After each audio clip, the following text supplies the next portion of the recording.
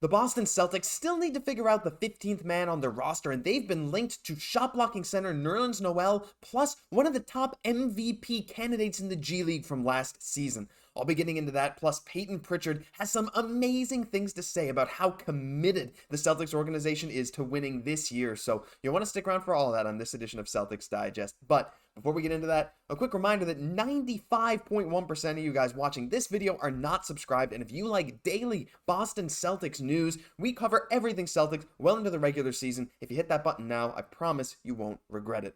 Let's dive into this Peyton Pritchard news. He says the team environment is intense and they are ready to do something special. So let's dive into the first thing he said in an interview just today. He said he's been working out in Boston for nearly 4 weeks, said he has never seen this many Celtics at the Auerbach Center, one of their practice and training facilities, this early. He can feel the buzz and excitement related to the acquisition of Porzingis and the continued ascension of the core that has been a title contender for several years, but has yet to take the final step. So, first of all, this is incredible to hear. I mean, we've already seen things of Jayson Tatum and Jaylen Brown working together earlier in the offseason and actually just yesterday, some pictures posted.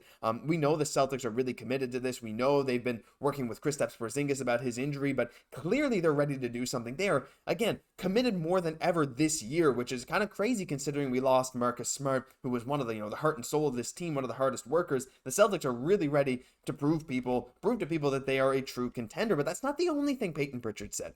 He also said, quote, "I feel like guys are really motivated. There's a sense of urgency to do something special. And when you feel it, when you get that chance to win at this level, you've got to have a sense of urgency and work toward it." Now, I think that is incredible. Because urgency, I think, is a good way to put it. Like, yes, the Celtics have had so much success, right? We have not won a title in the last number of years, but, conference finals appearances, great regular seasons. But without the ring, ain't no thing without a ring, right? That's the thing. The Celtics want to get that ring, and clearly the players are not satisfied with just making the finals. Once you get a taste of that, and then the next year you get knocked out by the Heat in the conference finals to see them get smoked by the Nuggets, you just feel like, man, that could have been us. We could have done so much better. And it's honestly awesome to hear that guys like Tatum and Brown and Pritchard himself are not happy with just making the finals. You want to win it all. And the sense of urgency is cool too, because I think they realize, look, Jaylen Brown just signed the biggest deal in NBA history. Jayson Tatum is going to get what might be the biggest deal in NBA history when he is ready to sign his extension. You have Porzingis for a few years, but like Robert Williams, he's going to have those knee troubles for a while. Al Horford isn't getting any younger, and even Porzingis himself and Malcolm Brogdon have had injury issues. So the pressure to kind of do this now, this is like almost the same core as last year, but you added Kristaps Porzingis, right? Yes, you lost Smart, but you brought in Kristaps Porzingis. This is the team that can win the title. And you got to prove to your fans, you got to prove to the league, you got to prove to yourselves that this team can get it done. And I think it is just amazing to hear that Pritchard and the rest of the Boston Celtics are truly treating this like we got to show it to them. Because urgency now, if they can win a title this year, which I think is quite possible, let's be honest. I mean, the only team that might be ahead of them in the title favorites right now is probably the Nuggets, just because they won last year. And Jokic is one of the best, probably the best basketball player on the planet. So for the Boston Celtics to feel that urgency, to need to prove it to the fans and to prove it to themselves, I think it's just amazing. And I think it really speaks to the mindset of a lot of the guys in this organization. And I think it'll contribute to a lot of success this year. But the success could be a bit better if they filled out that final roster spot, which they just haven't done. And the first guy we're going to dive into is a guy maybe you know, maybe you don't know, but that's Neemas Queta. Now, Neemas Queta, along with Nerlens Noel, who we'll get into in the next segment of the video, were both waived by the Sacramento Kings as they signed center JaVale McGee, another guy that we spoke about on this show, actually, on Celtics Digest, as a potential guy that the Celtics could sign, but soon after we recorded, he went and signed with the Sacramento Kings. Now, you might be thinking, well, JaVale McGee made the Sacramento Kings over Neemas Queta. So why should we care about Neemas Queta? Well, I'm going to show you why you might want to care about Neemas Queta. Last season, he finished as the runner-up in G League MVP voting. He earned an All-G League first-team selection, G League All-Defensive Team selection. He averaged 17 points, 9 boards, and 2 blocks a game, shooting 68% of the field. As this article goes on to say, The Celtics have a surplus of talent, but they're a bit vulnerable, of course, with Al Horford, Kristaps. Al Horford basically just being old, he's definitely not going to be getting better anytime soon. And then Kristaps and Robert Williams with a history of injury proneness. Now, we've heard a lot of the talk about Blake Griffin. Not going to dive into that in this video. We've had plenty of videos talking about Blake. But Neemas Queta is an option that I just haven't really heard surrounding the Boston Celtics yet. And I think he's a very interesting option. He's still fairly young. I believe only 24 years old, something around there.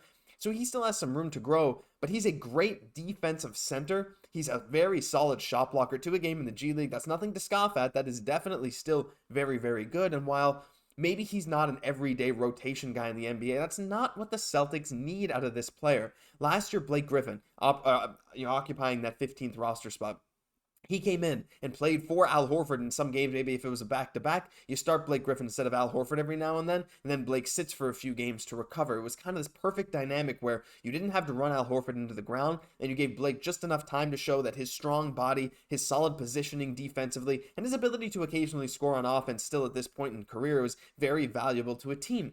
Now, while Neemas Queta definitely isn't the best offensive player, he's an efficient offensive player. He's going to be able to put the ball in the bucket if you give it to him down low. He maybe doesn't have the best post game in the world, but it'll be enough, right? Just being a little bit of a lob threat and at least enough of a threat down low to know he's not going to be taking bad shots and costing you possessions on offense, while also being a very solid defender, right? Again, second in G League MVP voting, and that's for his two-way play. There's guys in the G League averaging 23, 24 a game, but Neemas Queta averaging that 17, 9, and 2 blocks on insanely efficient shooting for a good team. That's the kind of thing you want, right? And I feel like he could be a very good fit for the Boston Celtics if Blake Griffin retires, if they maybe don't get someone like a Nerlens Noel, who, again, I'll talk about in a second. I think it's an underrated thing, so go have a look at Neemas Queta if you haven't already. Let me know what you think about him, and whether or not you think he could be a fit for the Celtics in the comments down below, because I'd love to hear from you. But now, what you've all been waiting for, maybe, it's Nerlens Noel. And look, he's a name we're familiar with. Of course, he played for the Sixers when he first came into the league. He was an all-rookie team member in his rookie season in, I believe, 2015. But in recent years, he just hasn't been the same. I understand that someone like a Neemas Queta, who's sort of more on the come-up than on the decline, for the Kings to maybe waive them in favor of JaVale McGee, who has that championship experience, right? He knows what it's like to win a title. Nerlens Noel, is he really like... The fact that they kept JaVale McGee over Nerlens Noel is a bit of a head-scratcher. I know, again, championship experience, whatever, but maybe to the Kings they think JaVale McGee is better, and JaVale didn't have a great season last year, and to be fair, neither did Nerlens. But let's take a look. 17 games last year, he averaged 2 points, 3 rebounds, and what's not shown here is his block numbers. It was 0.3 blocks per game in 17 games. I mean, he didn't get very many minutes, let's be fair. 36% from the field, 50% from three, which is very small sample size, 67% from the free throw line in those 17 games. So, is he a potential option for Boston? I think he actually might be. As terrible as the stats look on the surface, obviously it's a very small sample size. Nerlens Noel is not an offensive threat.